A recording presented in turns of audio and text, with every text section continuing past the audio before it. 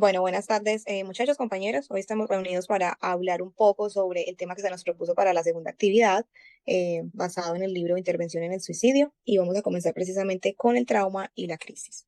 Gracias, Natalia. Buenas noches, compañeros. Bueno, pues vamos a hablar un poquito de qué es el trauma y cuáles son sus características. Entonces, debemos definir que el trauma es una experiencia negativa, inesperada, a nivel físico, psicológico y emocional. Estas situaciones o estos momentos inesperados usualmente se relacionan como terremotos, desastres naturales, inundaciones, incendios, accidentes de tráfico, accidentes aéreos. Entonces, de acuerdo con el autor Robin Bloch, en el 2001 habla de que estos pueden vivir situaciones de confusión, de pérdida de confianza en sí mismo, de desconfianza con el entorno.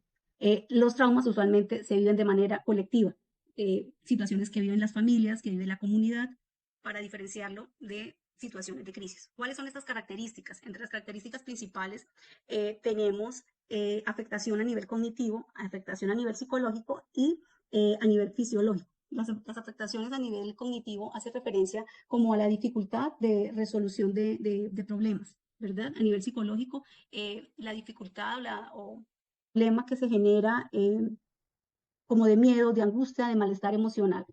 Y a nivel fisiológico hace referencia como a todas las expresiones físicas que puede sufrir el individuo, como por ejemplo cambios en la respiración, agitación, sudoración.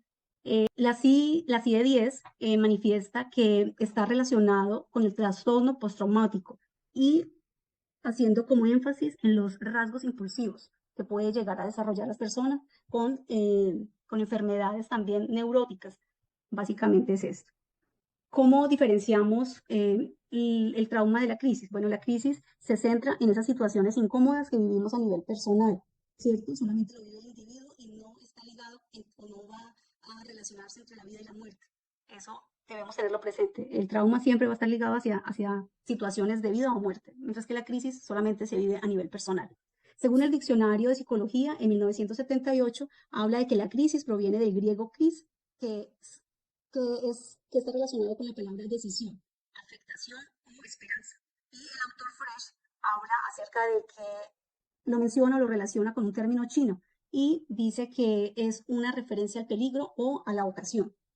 La crisis para el diccionario de psicopatología lo define como algo inesperado, que son síntomas que están relacionados con la medicina hipocrática y señala que es como un debate entre la naturaleza, que es igual a la enfermedad o a lo relacionado a la curación. Entonces está entre la curación y la enfermedad y finalmente el estado desfavorable que sería la muerte.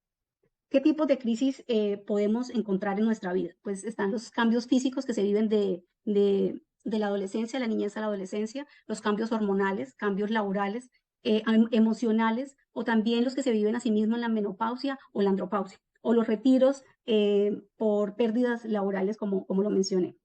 Para Vidal, menciona que la crisis tiene tres periodos: el impacto, el rechazo y la adaptación. El impacto es como el shock que se vive desde el inicio, a eso se refiere. El rechazo es la negación de lo que se está viviendo, ¿cierto? Con síntomas de ansiedad, con problemas de realizar o ejecutar tareas diarias, dificultad con el sueño, trastornos de personalidad. Y pues finalmente está la adaptación, que es cuando la persona decide recibir una ayuda terapéutica. Vamos a hablar entonces de qué manera vamos a tratarlo. Entonces existe el modelo AFBA que hace referencia a coger, a focalizar, a valorar la gravedad del problema y actuar.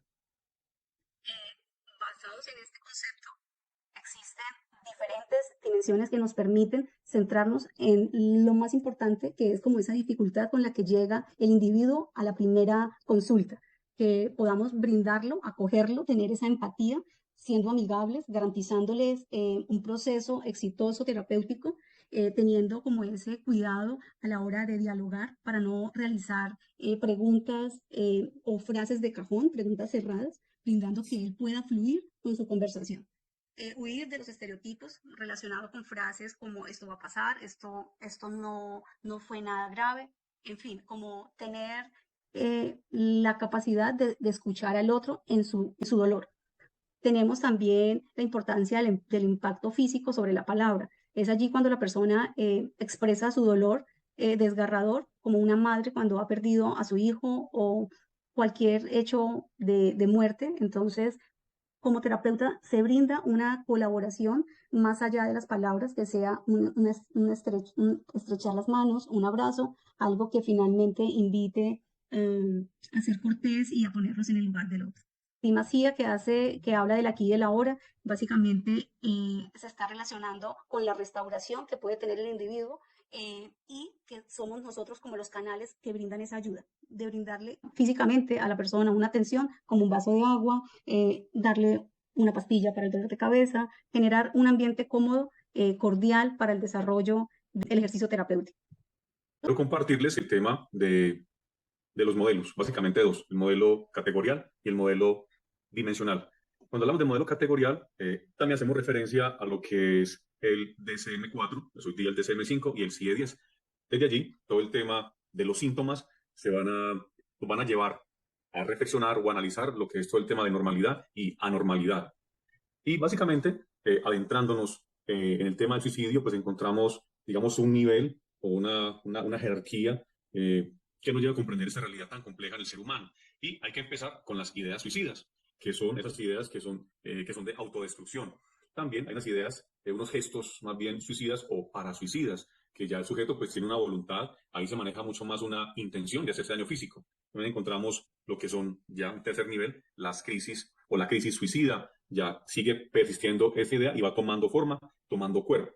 Pasamos a otro nivel que es el intento autolítico, que ya busca la conducta, busca la propia muerte de la persona, pero no se usan, digamos, los medios adecuados. Pasamos a un suicidio frustrado, que como la palabra pues lo dice, hay una tentativa, pero no se consuma ese suicidio.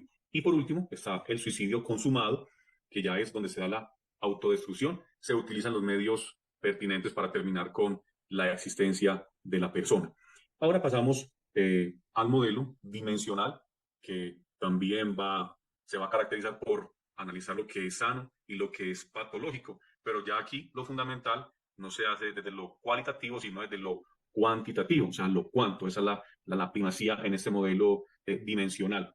Entonces, en la conducta suicida se deben tener en cuenta los siguientes aspectos básicos, que sería la etiología de la conducta suicida, que hace referencia a ese inicio, a esa génesis de la problemática, de la situación, en dos direcciones, en lo biológico y en lo psicológico. Cuando hablamos de lo biológico, hablamos de la conducta suicida y psiquiatría o lo psiquiátrico, trastornos afectivos, esquizofrenia, adicciones o trastorno límite de la personalidad.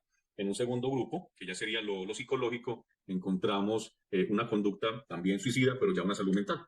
El anterior, lo psiquiátrico, aquí es la salud mental, donde su origen está en crisis emocionales, soledad, pérdidas, elaboración de duelos o crisis de valores. Y también encontramos la dimensión clínica, que es donde el terapeuta examina cuidadosamente al cliente y sus vivencias suicidas, la ambivalencia ante la muerte y la vida, la ideación suicida, las crisis suicidas. Hay una observación donde se busca la lógica suicida. Encontramos la dimensión evolutiva, se analizan dos dimensiones, la vivencia suicida, cuando aparece, cómo ha sido su desarrollo, y también está la dimensión, ¿no?, el desarrollo biográfico del consultante, la estructura familiar, la estructura social y también sus relaciones interpersonales y cómo ha asumido situaciones traumáticas anteriores. Y encontramos, por último, la dimensión contexto actual. Esta se refiere a lo que pasa en el momento presente, en el eterno presente. Muy bien. Pasamos entonces a otro tema que es fundamental y ya es cómo se mira la problemática del suicidio desde el modelo cognitivo-conductual y el psicodinámico. Desde el modelo cognitivo-conductual vamos a tomar como base la propuesta de Lazarus del Basic ID, donde se analizan la conducta, los afectos, la sensación, la imaginación, la cognición, lo interpersonal y el tema de drogas. El Basic ID es la propuesta que nos hace Lazarus, básicamente.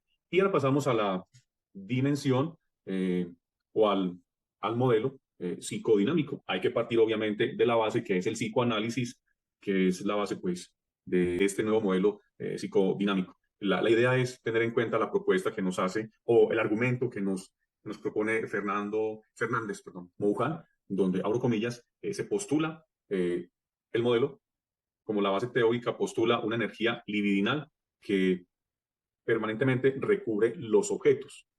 Ahí está la problemática, donde ese ello hace que emanen esas pulsiones de, del ser humano o del sujeto y se llegue pues a un tema de suicidio. Ahora entonces le doy la palabra a mi compañera Cindy. Claro que sí, Carlos.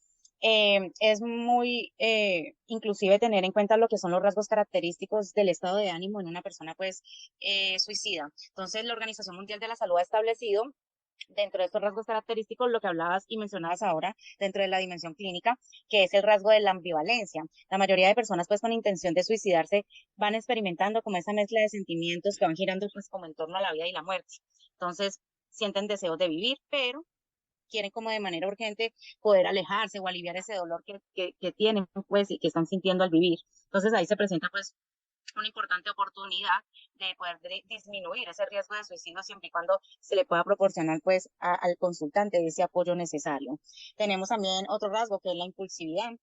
En la mayoría de las ocasiones pues el suicidio se produce a raíz de un impulso repentino. Entonces, ese deseo de suicidarse, como cualquier otro impulso, suele tener una duración temporal que puede ser minutos, horas. Y ahí también se nos puede generar pues una oportunidad de poder intervenir a esa persona, como terapeutas también tal vez calmando pues la crisis, reduciéndole ese deseo de cometer el suicidio. Ya otro rasgo también que se presenta en las personas es la rigidez. Las personas con pensamientos suicidas tienden a tener sentimientos, pensamientos rígidos y constantes en relación pues al suicidio. Y eso hace que no puedan como vislumbrar otras soluciones a los problemas que presenten, sino que tengan como salida final el suicidio. Por otro lado, también es muy importante mencionar el tema de las fases o los estadios por los que atraviesa una persona antes del suicidio, que eso lo estableció Holdinger como entre fases. La primera fase, pues la persona contempla la idea del suicidio y la contempla como una opción de alivio como ante el sufrimiento pues que está padeciendo. Ya en esa fase la persona pues está influenciada como por noticias de suicidios, como también influenciada por experiencias de personas que de pronto son cercanas y que tomaron esa fatal decisión. Ya en la segunda fase, la persona empieza como a experimentar esa lucha interna, empieza a debatirse pues entre esos pensamientos destructivos, constructivos, y en algún momento determinado la persona puede llegar a dudar como de esos beneficios que le pueda otorgar el suicidio. Sin embargo, no va a dejar de contemplarlo en esa fase. Entonces es muy importante que entren los centros de intervención en crisis y puedan ayudarle como esa ayuda, proporcionarle pues esa ayuda que requiere ahí el consultante.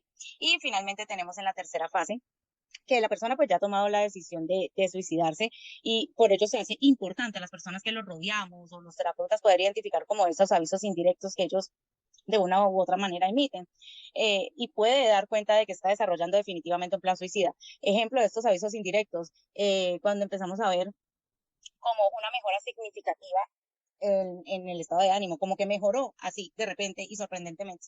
Hay que estar muy pilas con eso. También como esa gran preocupación por dejar el testamento listo o empieza a decirle como a los familiares, venga, es que yo tengo un seguro de vida en tal entidad financiera. Entonces como que están muy pendientes de ese tema.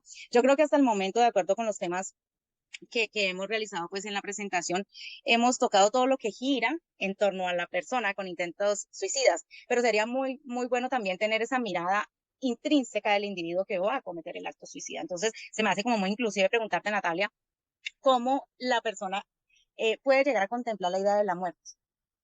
Cindy, sí, me parece súper interesante que hagas esa pregunta porque obviamente, digamos, en términos generales, la muerte puede tener un significado, digámoslo, común para todos, pero específicamente para la persona suicida es importante entender que la muerte es una resignificación del ser. ¿Qué quiere decir esto? Se pasa del ser a un yo alienado, es decir, como que existe ese sentimiento de pérdida de la propia identidad.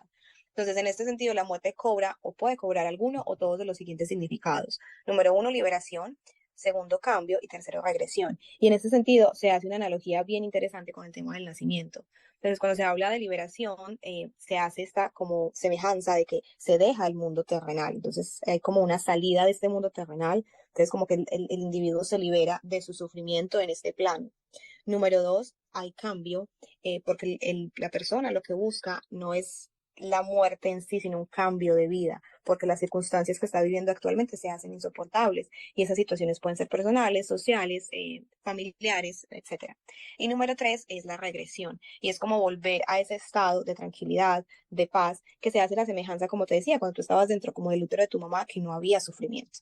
Entonces, la muerte cobra sentido en esos tres aspectos y es muy importante aquí entender que la muerte es el camino para vivir. Es decir, se busca una oportunidad diferente para vivir, porque no tiene importancia lo que va a suceder, o no cobra tanta importancia lo que va a suceder después del acto suicida, sino lo que va a dejar de existir. Y esto es el sufrimiento, el dolor y la culpa, porque finalmente el objetivo final del acto suicida es un cambio interior y exterior. También en ese sentido es importante considerar esa realidad poliédrica del suicidio. ¿Y a qué me refiero con esto? Cuando hablamos de un poliedro es precisamente una figura que tiene varias caras. Entonces vamos a hacer de cuenta, como lo ves en la imagen, que tienes un cubo. Entonces en la parte de arriba tienes una cara que es etiología. La del frente tiene motivaciones, procedimientos y manifestaciones. Y la del lado tiene el tipo. Entonces, cuando nosotros hablamos de suicidio, es importante evaluar esos tres caras para poder llegar a determinar cuál es la mejor manera de intervenir. Porque si habláramos de una sola causa, pues sería súper sencillo tratar el suicidio e incluso prevenirlo. Infortunadamente no es así, ¿verdad? Entonces, en la cara número uno hablamos de la teología y como decía Carlos antes, es como ese origen, de dónde nace esa idea suicida. Entonces, acá pueden existir, como lo mencionaba Carlos, razones biológicas, razones psicológicas, razones sociales, que aquí van a intervenir como toda esa dificultad o la incapacidad para establecer vínculos importantes. Y en una última instancia, incluso razones religiosas. Aquí intervienen todo lo que son los factores relacionados con las creencias y los valores. En la cara del frente vamos a tener las manifestaciones, las motivaciones, perdón, y hablamos de que el suicidio es polivalente, que quiere decir que puede tener diferentes motivaciones. Entonces, en un primer momento puede ser la autoagresión, es decir, estoy buscando hacerme daño a mí mismo. Segundo, puede ser heteroagresión, que estoy buscando hacerle daño a la otra persona. Entonces, esto puede ser simplemente una escapatoria a una situación de conflicto, algo que no sé cómo manejar. Puede ser un grito desesperado o una petición de ayuda, o también puede ser una forma de chantaje, que esto lo vemos, digamos, en situaciones como de parejas. Entonces, si mi pareja me deja, yo me mato, ¿verdad? Entonces, esto puede ser obviamente una motivación que va creando esa idea suicida. En un segundo momento tenemos las manifestaciones y tú nos hablabas ahorita un poquito de eso. El suicidio es polifacético, es decir, se puede manifestar a través de mecanismos escritos, a través de mecanismos verbales, puede ser una manifestación directa, como lo que decías con el testamento, alguien que de la nada diga, necesito revisarlo, necesito revisar mi seguro de vida, o ya cosas como más indirectas de que empieza a buscar información o empieza a tocar más como el tema, como esta ambivalencia que también se estaba hablando un poco antes. Y finalmente las manifestaciones. Perdón, los tipos. Y cuando hablamos de tipos es como que en qué fase de lo que hablabas ahorita está la persona. Entonces puede ser simplemente la ideación, ok, se está como generando la idea, se está creando, se está dando un momento de crisis, ya hay de pronto un gesto, una tentativa a cometer la conducta y ya finalmente el suicidio frustrado o el consumado en su defecto. Asimismo, también hablamos de esa dialéctica suicida. Entonces, cuando hablamos de esa dialéctica, es como esa conversación que se da entre la vida y la muerte, esos dos extremos, porque es indispensable eh, no ignorar de que cuando hablamos de suicidio existe un miedo a la muerte, pero también un miedo a la vida, porque hay una negación a la vida, pero también como ese autodesprecio, ¿verdad? Porque el suicida voluntariamente elige cómo, cuándo y dónde ponerle fin a ese dolor a través de la autodestrucción. Yo creo que tú puedes hablar un poquito más sobre esos errores que se cometen normalmente en la terapia o en la intervención en el suicidio. En cuanto al tema de los errores más frecuentes que se pueden llegar a dar pues, en la intervención de las conductas suicidas, tenemos cuando el terapeuta pasa de largo, porque el terapeuta empieza como a angustiarse mucho ante la idea de la muerte. Entonces empieza a cambiar el tema y entonces va y empieza a indagar sobre algo menos importante. Entonces con esa actitud lo que pretende el terapeuta es mitigar su angustia, más no la del consultante. Error número uno. El error número dos, la racionalización. Entonces el terapeuta intenta como convencer al consultante de que hay muchas razones para vivir, le menciona a los hijos, le menciona a la familia, los proyectos, etcétera, y eso no suele ser efectivo. Pues lo que hace el consultante de pronto es como reforzarle más la idea del suicidio. Entonces, aquí lo importante es que en vez de la razón, pues es mejor como crearle más bien un ambiente de tolerancia, comprensión y poder llegar como a comprender mejor cuáles son esas motivaciones hacia el suicidio en el consultante. También suele ocurrir que de pronto el terapeuta se angustie y no sepa mantener como esa distancia terapéutica saludable, entonces es importante que haya como una buena conexión entre el cliente y el terapeuta. Y por último, otro error frecuente es la omnipotencia. El terapeuta se pretende ser el salvador, el héroe en medio del conflicto y debemos de recordar que quien el que debe recorrer el camino hacia ese proceso terapéutico, definitivamente es el cliente. El terapeuta simplemente le está sirviendo de guía. Se hace relevante la necesidad de que de pronto los gobiernos nos puedan como capacitar en el tema de inteligencia emocional y en poder detectar aquellas actitudes o de pronto acciones que tenga una persona con intenciones de suicidarse y poder reducir como estas cifras. Muchas gracias por el espacio, muchachos. Feliz tarde, feliz noche. Feliz noche. Hasta luego.